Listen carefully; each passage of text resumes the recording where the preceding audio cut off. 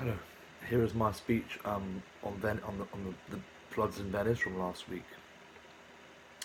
Venice flooded by highest tide in more than 50 years. The mayor of the city has blamed climate change, saying the government needs to help, as the cost of recovery will be expensive. 2 people are rumoured to be dead, as Venice was struck by its highest tide in over 50 years, leaving a considerable amount of the Italian city underwater. The flooding was the second highest in Venice's history, and the mayor puts it down to climate change.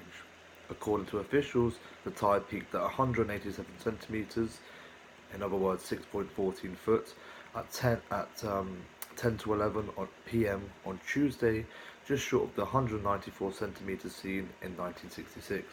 The high water submerged the historic squares and alleyways of Venice, which included some of the favourite tourist spots like St. Mark's Square.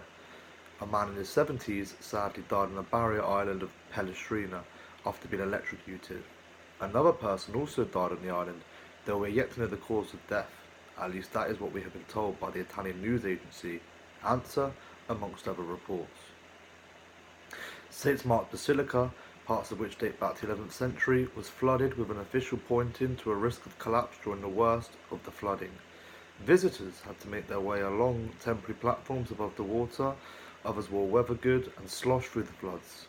Cafes, stores, and other businesses were inundated by high water, and nursery schools closed as a precaution.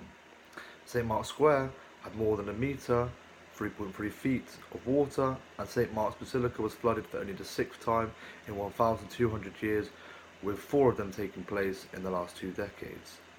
The extent of the damage to the historical church is yet to be clear, but the last time it flooded last year, its administrator went on to say that it had aged 20 years in a day. Mayor Luigi Brugnano called for a state of emergency to be declared, and the Italian Prime Minister Giuseppe Conte vowed to visit the city to assess the damage firsthand. Mr. Brugnano claimed that the situation was drastic, asking the government to help them due to the financial cost.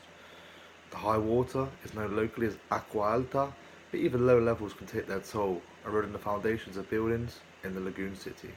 Thank you very much.